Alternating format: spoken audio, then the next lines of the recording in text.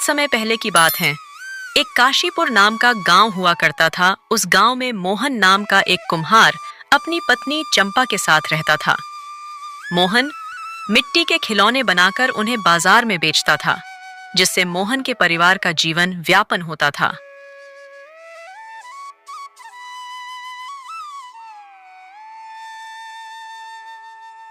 अरे ओ भाग्यवान, भाग्यवान, सुनती हो मुझे भूख लग रही है। अभी तक खाना तैयार नहीं हुआ क्या?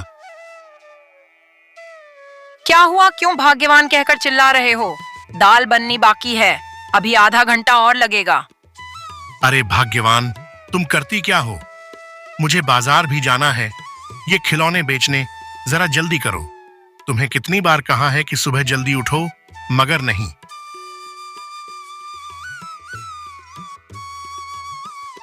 सारा दिन काम काम, मैं तो थक चुकी हूँ।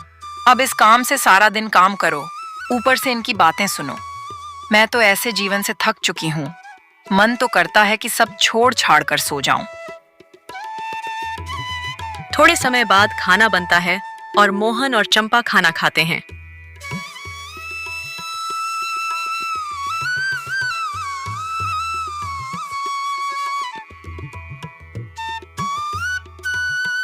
मोहन अपने खिलौने को बाजार में बेचने के लिए निकल जाता है। थोड़ी देर बाद चंपा की सहेली मोना वहां आती है। अरे मोना, तुम यहाँ? अरे बहन, तुम्हारा यहाँ कैसे आना हुआ? बस कुछ नहीं, अभी काम से फ्री हुई हूँ तो मैंने सोचा कि चंपा के पास जाकर दो बातें करती हूँ। वैसे तुम्हारा मुंह आज उतरा उतरा क्यों लग रहा है? क्या बताऊं मोना, सारा दिन काम करते करते थक जाती हूँ और मेरे वो है, उन्हें हर चीज हाथ में चाहिए। वो जरा सा भी घर का काम नहीं करते। चंपा बहन, तुम्हारे लिए मेरे पास एक उपाय है। अगर यह उपाय तुम करोगी तो तुम काम से बच पाओगी। मेरे लिए उपाय तुम्हारे पास? मैं कुछ समझी नहीं। ऐसा क्या उपाय है जिससे काम नहीं करना पड़ेगा? जल्दी बताओ। ये उपाय सुनने के लिए तो मेरे कान तरस रहे हैं। बहन, तुम बीमार होने का नाटक कर सकती हो। तुम अपने पति से कह दो कि मेरी तबीयत खराब हो रही है, मुझसे खाना नहीं बन रहा। फिर देखना तुम। ये उपाय तुमने बहुत बढ़िया दिया है, पर इससे कोई परेशानी तो नहीं होगी? कैसी परेशानी? ये तो मैं भी करती हूँ। जब मेरा काम करने का मन नहीं होता तो मैं भी अपने पति से बीमार होने का नाटक करती हूँ। आज से मैं भी ऐसा ही करूंगी। कुछ समय बाद मोहन अपने सारे खिलौने बेचकर अपने घर लौटकर आता है।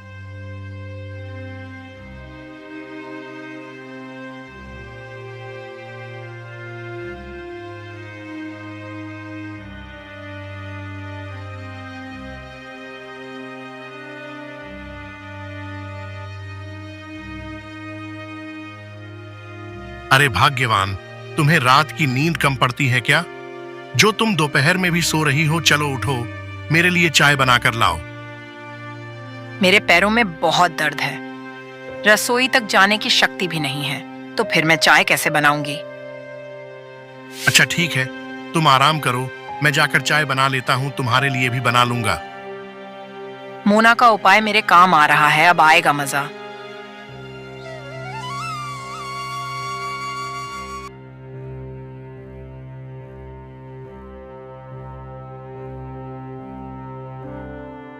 अरे भाग्यवान, ओ भाग्यवान, अब तो उठो, सुबह भी हो गई है। अब तो तुम्हारे पैर का दर्द ठीक हो गया होगा। मेरे पैरों का दर्द तो अब ठीक हो गया, मगर पता नहीं, अभी सुबह से ही मेरा सर बहुत दुख रहा है। ठीक है भाग्यवान, तुम आराम करो, मैं जाके रसोई में खाने की तैयारी करता हूँ, फिर उसके बाद ही मैं अपने खिलौने बनाने का काम करूंगा।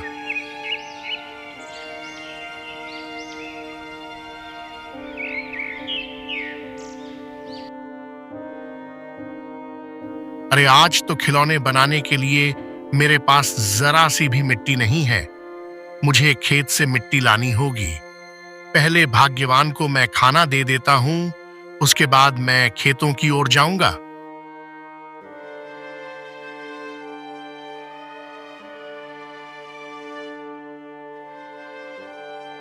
भाग्यवान, ओ भाग्यवान, मैंने खाना बनाकर रसोई में रख दिया है, तुम खाना खा लेना। मैं चलता हूँ, मुझे लौटते लौटते शाम हो जाएगी। आज खिलौने बनाने के लिए मिट्टी खेतों की ओर लेने जाऊंगा। तुम ध्यान से खाना खा लेना। मोहन के जाते ही थोड़ी देर बाद मोना वहां आती है।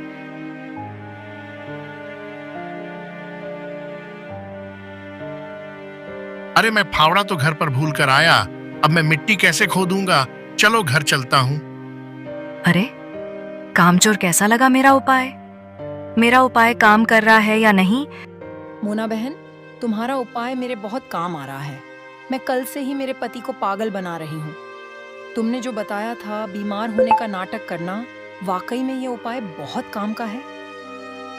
तो अब समझा, चंपा ने काम से बचने के लिए बीमार होने का नाटक किया है। तो ठीक है, चंपा को अब सबक सिखाना होगा जब इसकी जाकर के अक्ल ठिकाने आएगी। अरे भाग्यवान, अब तुम्हारी तबीयत कैसी है? अभी भी मेरे सर में दर्द है। अरे तुम्हारे पैर में चोट कैसे लगी? अरे बाप रे बाप, तुम्हारा पैर तो दुख रहा होगा। कुछ नहीं भाग्यवान, मैं मिट्टी खोद रहा था तो मेरे पैर में फावड़ा लग गया, तो मेरे पैर में चोट आ गई। नहीं भाग्यवान, तुम आराम करो, तुम्हारी तबीयत खराब हो रही है, मैं जाकर के खाना बनाता हूँ। अब क्या करें भाग्यवान, तुम्हारी भी तबीयत खराब हो रही है। नहीं, तुम्हें खाना बनाने की कोई जरूरत नहीं है। अब मेरी तबीयत ठीक है, मैं जाकर अभी खाना तैयार करती हूँ, जब तक तुम आराम करो।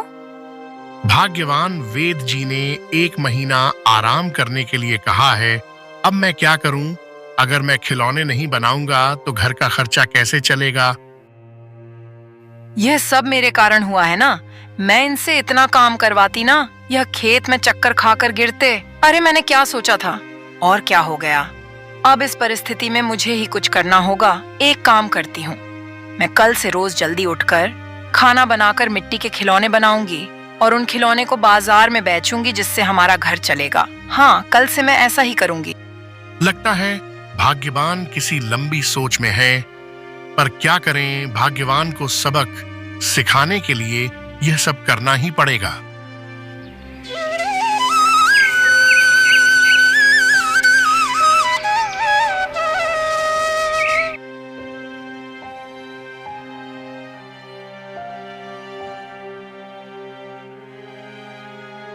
अरे चंपा, ये मैं क्या देख रही हूँ? इतनी सुबह सुबह मिट्टी के बर्तन बना रही है। तू तो कामचोर थी, तूने कब से काम करना चालू कर दिया? मैं क्या बताऊं मोना, मेरे पति के फावड़ा लग जाने के कारण मेरे पति के पैर में चोट आ गई है। मुझे ये काम तो करना ही पड़ेगा, नहीं मेरा घर कैसे चलेगा। अच्छा चंपा, मैं चलती है, मुझे पानी भर कर लाना है।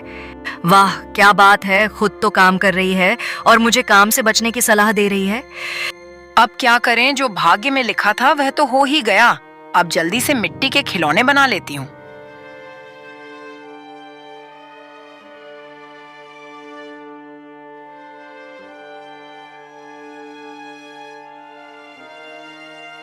अरे भाग्यवान, तुम इतनी सुबह सुबह यहाँ क्या कर रही हो? कुछ नहीं जी, बस तुम्हारे बदले के मिट्टी के खिलौने बना रही हूँ। अरे भाग्यवान, तुम्हें ये सब करने को किसने कहा है? तुम्हारी भी तो तबीयत खराब है।